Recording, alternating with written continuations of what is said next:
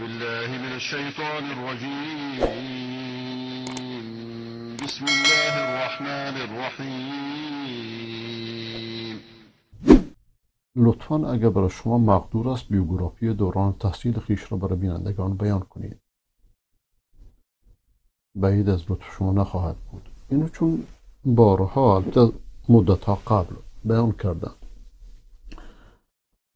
بنده 6 سال اول عمرمو در ده خودم، قریه خودم که بسیار دوستش دارم، پارود، اونجا درس خوندم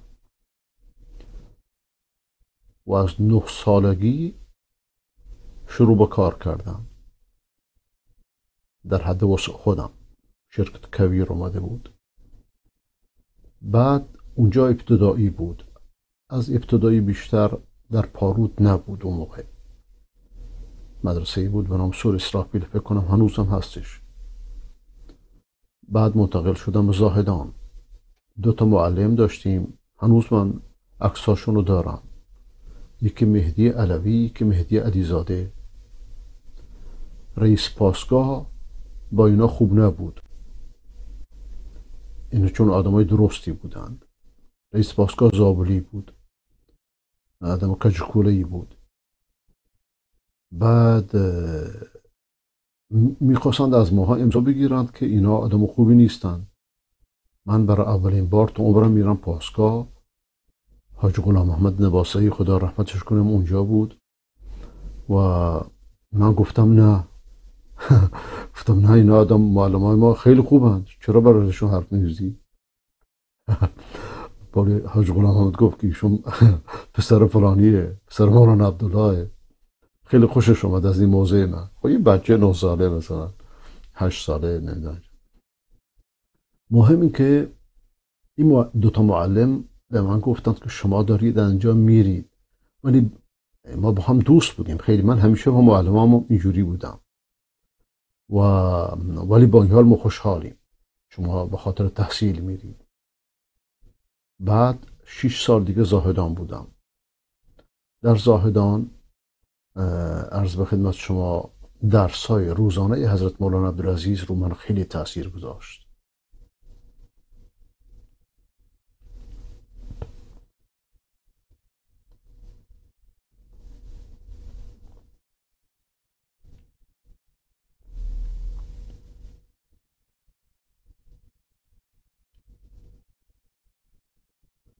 روزانه تفسیر قرآن داشت با حدیث ولی چون قبلا من گلستان و بوستان و پیش مولانا عبدالمجید خونده بودم، برادر دیگرم خدا رحمتش کنه، تحصیل برام آسان شده بود خیلی. هم در ابتدایی هم در دوران دبیرستان. و بعد از اون مهندسی قبول شدم، خوشم نیومد. گفتم یعنی چی؟ رفتم کلاس دانشگاه، دیدم فردا برم چی؟ مثل بنا مهندس بشم که چی یعنی؟ خدا ما رو بر این آفریده. اینجا داشتم خودم رو کشف میکردم و چون در اون موقع در ایران دانشکده مدرسه‌ای که به درد ما بخوره نبود و مدارس دینی من رفته بودم، فکر کنم کلاس 9 بودم یا کمتر.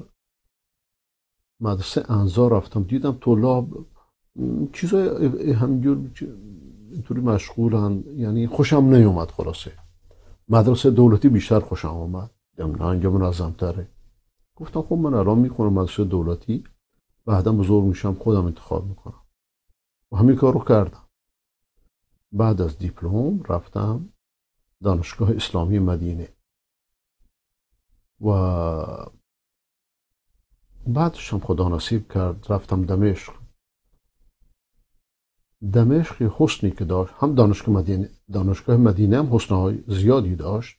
برای من مثل بهشت بود. برای من دانشگاه مدینه مثل بهشت بود، بخصوص درسایی که در حرمین بود. درسای بزرگترین عالمان اون وقت در حرم مکه و مدینه تدریس میکردن. از این درساشون استفاده میکردم. لیکن در دمشق من چیزی دیدم که اصلا به خاطرم عبور نمیکرد. هر مسجدی، هر عالم بزرگی در مسجد خودش تدریس میکرد. اینجا از درساشون خیلی سود بردم و تا این بعد فوق لیسانس و دکترا رو در لبنان گرفتم، چون در دمشق فوق لیسانس برای عرب ها بود، برای غیر عرب اجازهش نبود. اون موقع قانون اینطوری بود. برگشتم ایران رو دیدم. دو سه سالی موندم و همه فکر و ذکرم این بود که اونجا بمونم. البته وقتی که برگشتم تصمیم ما این بود که بریم افغانستان. دوران جهاد بود. بعد من در زاهدان بودم، دیدم مولیاد ملک رفته.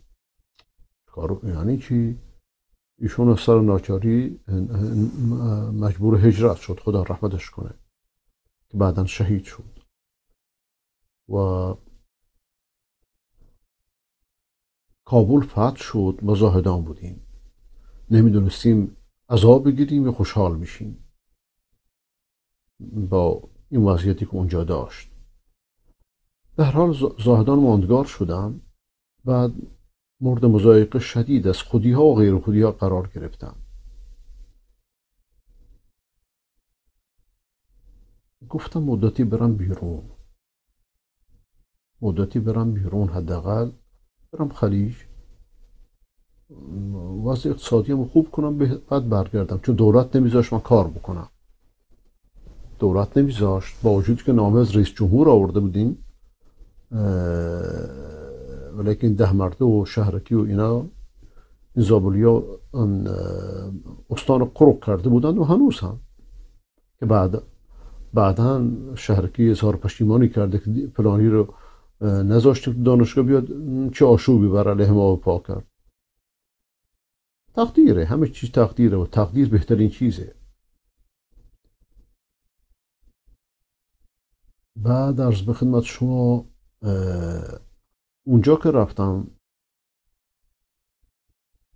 2-3 هفته موندم امارات، رفتم عربستان، با شیخ بن باز ملاقات کردم. فکر کنم این سال 92 بود، 93 بود، این حدود میلادی. اونجا که رفتم، شیخ بن باز مرد بزرگی بود، کمتر مرد دعوتگری که این همه به دعوت اهمیت بده من دیده بودم که خیلی اهمیت میداد به سرنوشت مسلمانان، با وجودی که نابینا بود.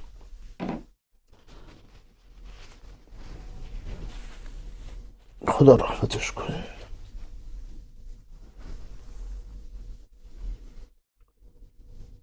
من و همسر و اون موقع 2 بچه داشتم.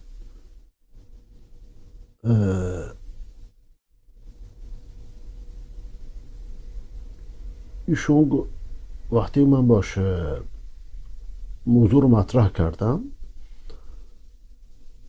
در اطراف بزرگان معمولا همیشه به قول برادرای پاکستانی ما چمچه ها وجود دارن برای که خط بدن.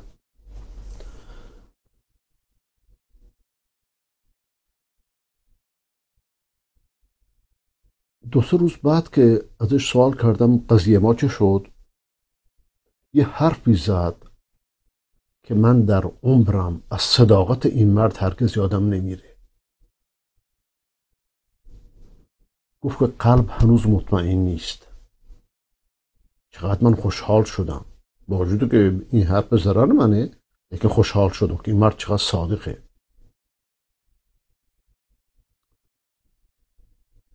شما تزکیه دارید؟ گفتم بله. و از کی؟ گفتم که از شیخ عبدالقادر ارناؤوط، از سید سابق، از فلان. در اون مرحله این تزکیه ها رو من همینجوری میگرفتم، بهش اهمیت زیادی نمیدادم، همینجوری گرفتم. همین تزکیه گفت خب پس فردا بعد از نماز با هم دیگه رو ببینیم، نماز فجر. و ایشون یک کتابخونه متحرک بود. شیخ بن باز هر جا میرفت 2 صندوق نامه فقط همراهش بود که اینا جواب میداد. همه عمرش در علم گذشت، رحمت خدا بر او باد. و وقتی که بعد از نماز فجر اون موقع این نکته رو میخواستم بگم، تو گوشش گفته بودن که این نکنه اطلاعاتی باشه، من یعنی چون از ایران اومدم و بخصوص که من سابقه دفاع از انقلاب ایرانم دارم و ولذا این حرف که زد من خوشحال شدم. گفت که پس فردا هم دیگه رو ببینیم. فردا که نشستیم حرف شروع شد، تزکیه نامه مرا دید و شیخ عبدالقادر ارناؤوط که از بهترین استادانی که من دیدم تا خدا رحمتش کنه، همسنگ شیخ آلبانی بود، تزکیه ایشون بود، تزکیه سید سابق بود، تزکیه بعضی افراد بودن. ولی اون موقع من ارزش تزکیه ها رو هنوز اینقدر نمیدونستم که الان میدونم.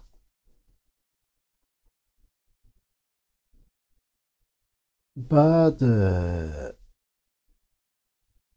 گفتم هدف اینه که من اومدم بیرون که مشکلات اهل سنت ایران در دنیا مطرح بشه. هدف اصلی من اینه.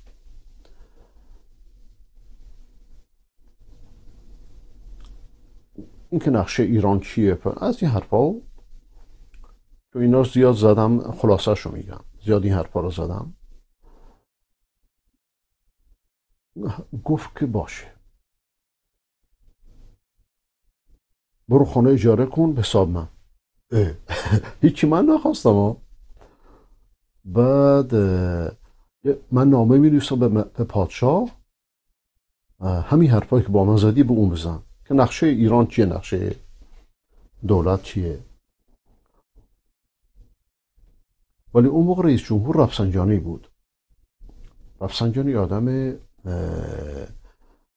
این کل خشکی و بیعقلی خامنه‌ای رو نداشت، یعنی با چند چهره بازی میکرد. این هم چند چهره، این چند چهریش بیشتره لیکن اون واردتر بود.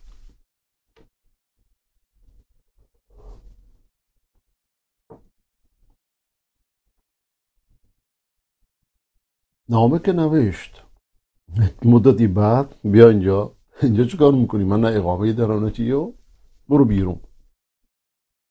آقایشون خیلی ناراحت شد، خودشون ناراحت شد.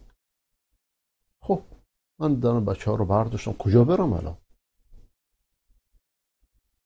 کجا برم؟ پاکستان اون موقع بیت الامن المسلمین بود. ضیاءالحق خدا رحمت کنه، ایشون شهید جهاد افغانستانه. چون همه راه حل سیاسی میخواستن، راه حل سیاسی یعنی این بازی کردن، ایشون موافق نبود. ولذا امریکا کشتش، شهیدش کرد. و وقتی می اومد مدینه مثلا بر عمره، می دیدیمش دور همینجور نشسته، یک همراهی بیشتر نداشت، ژنرال رئیس جمهور پاکستان. و جالب اینه که گفته که من یک نماز ازم قضا نشده. ما ها مولاییم، به اصطلاح بارها نمازمون قضا شده، خواب رفتیم و یعنی بدون اراده. خدا رحمتش کنه. مقصود که اون موقع هنوز سیاست پرویز مشرف و این سیاست های بعد از اون نیومده بود. پاکستان بیت امن مسلمانان بود.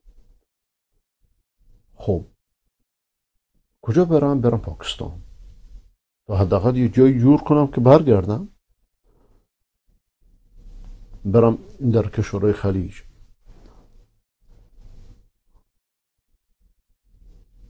کنسول پاکستان برادرمو میشناخت، فوری به من ویزا داد.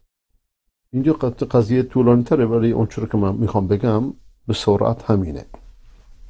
رفتم پاکستان، 2-3 ماهی موندم اونجا. بعد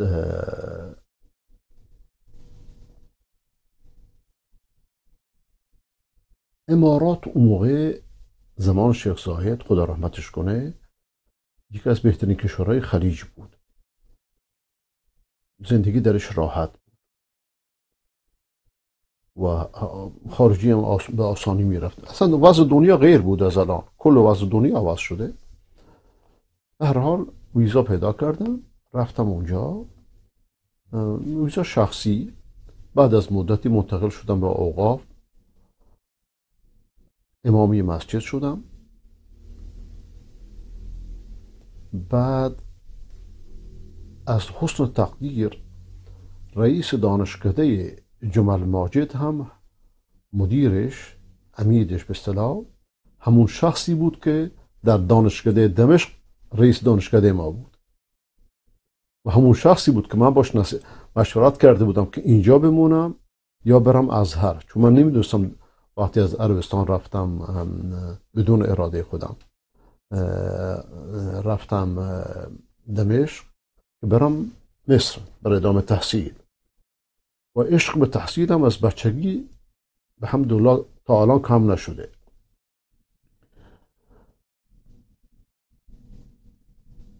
خب وقتی ایشون بود گفت نه همینجا بمون در دمشق، یعنی اینجا قوی تر از اثره. اونجا که موندم هرگز پشیمان نشدم. یکی از بهترین دوران زندگی من در اون 9 سال 10 سالی است که در دمشق گذراندم. و این حرف مولانا ندوی چقدر بر من جالب بود، خدا رحمتش کنه. وقتی وارد دمشق شدم ایشون همین حرف میزنه، آدم اونس میگیره، اصلا فکر میکنه شهر خودشه، برعکس لبنان مثلا. و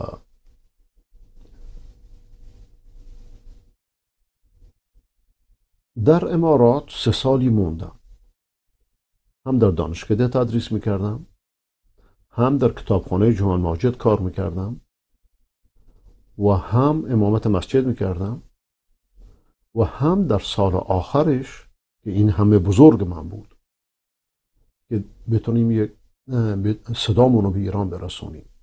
اولین هم و غم من در بعد از خروج از ایران همین بود که نتونستم برگشتم. همین خواستم برگردم ولی بعد ترورها بیشتر شد. بعد شیخ سالمو خدا رحمت کنه، شیخ سالم البلوشی در مدینه منوره استاد بود، مواطن عربستان بود، از بلوچای پاکستان بود. وقتی من در ایران بودم زنگ زد به من، قسم داد که بیا بیرون. گفتم چرا شما؟ گفت بیا بیرون. اینم تاثیر داشت بر من. و کسی که خارج از گوده گاهی مسائل بهتر میبینه. یعنی به هر حال امارات در سال آخرش تقاضا دادم به حاکم اونجا، موافقت کرد.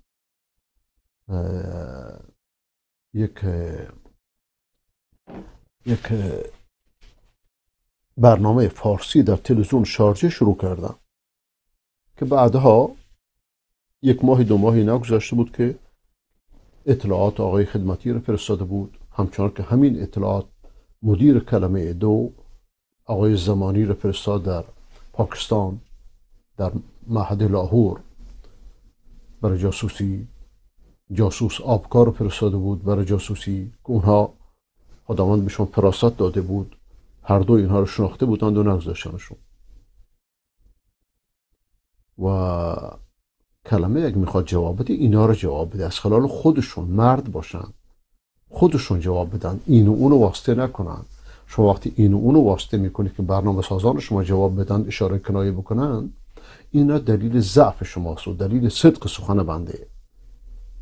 اگه جاسوس نیستی بیاید تلویزیون قسم بخورید ما جاسوس نبودیم. الان هم اگه مزدور کسی دیگه نیستید همینجوری بگید. رفتار شما اینو ثابت میکنه. به هر حال وقتی که در آخرین روزها، آخرین هفته ها که آقای خدمتی اومده بود و برنامه رو خراب میکرد، اطلاعات ایران به من زنگ زد که ما از اطلاعات زاهدانیم. اطلاعات این چی؟ این اداره جاسوسی، اداره امنیت به اصطلاح. و من اتفاقا صداشون هم صداشو میشناختم. لهجه ها. بعد چرا شما بر نمیگردید؟ گفتم مگه شما به خون تازه نیاز دارید؟ این خونه که ریختی کافی نیستش؟ گفت نمیفهمم چی میگی. گفتم چون نفهمید، البته با عصبانیت نه به این نرمی. گفتم چون نفهمید، اگه فهمی داشتی، شعور می داشتید، این همه خون بیگناه ها رو نمی ریختید. در همین مدت برادرزادم مولانا عبدالملک رو شهید کرده بودن و دکتر احمد میرین خدا رحمتش کنه تنها دکترای علم حدیث از ایران در جامعه اسلامی، ایشون هم شهید کرده بودن. به هر حال بهشون توپیدم و گفتم اگه شرف دارید دیگه اینجا زنگ نزنید. زنگ نزدند، ولی هفته بعد میبینم چهرهای ایران در مسجد ظاهرن، شکل شمارش مشخصه. دانشکده میرم، چنان کلاسام شلوغ می بود که کلاس دیگر رها میکردن میومدن، دختر و پسر. حتی رئیس دانشکده تعجب میکرد، خودش اومد این چی میگه؟ من با وجود که سبل السلام تدریس میکردم، لیکن مسائل عقیدتی و بدعت و تشیع اینا رو وارد میکردن. جالب اینه که مدیر اوقاف اونجا تا اون موقع هرگز از تشیع حرف نزده بود. ایشون هم شروع کرده حرف زدن. بعد می دیدم که از دانشکده که میام ماشین دنبالمه، مدیر دانشکده به من گفت که ما تا حالا نمیدونستیم که ما دانشجو شیعه داریم، مگه اینکه تا اینکه شما اومدید و در حرفاتی مسائل مطرح میکنی الان فهمیدیم. خب این جا خودش برنامه که دچار مشکل شد، به برکت آقای خدمتی من حس میکردم که اینجا دیگه جام نیست. خدا را شکر این توفیق به من داده که بتونم برای عقیده هم همه چیز رو فدا کنم، یا حداقل برای اینکه این تکبری نباشه، یعنی همچین روحیه به من داده که عقیدم و دینم رو دوست داشته باشم. اینجوری بگم که تا بعضیا ترش نکنن بگن که آقا تکبر میکنید. چکار کنم؟ الان اینجا هم تنگ اومده. زنگ زدم به امن امارات، آقا وضعیت من اینطوریه. گفت که ما مسجد تو داریم میپاییم، ولی اگر شما رو بربایند ببرن 2 ساعت بعد تهران باشید، ما هیچ کار نمیتونیم بکنیم، آیا دولت کوچک هستیم. گفتم که از صراحت و صدق تشکر میکنم. بخصوص شخصی که این حرف زد از برادران بلوچ بود که تو امنیت بود، تو امن امارات بود. گفتم خدا خیرت بده. کجا برم الان؟ رفتم با شیخ بن باز و بعضی از علما دیگه مشورت کردم که من در عمرم این که برم غرب همچی فکری نکردم، نظر شما چیه؟ گفت توکل بر خدا کن. خلاص اومدم ویزا گرفتم و اومدم لندن. این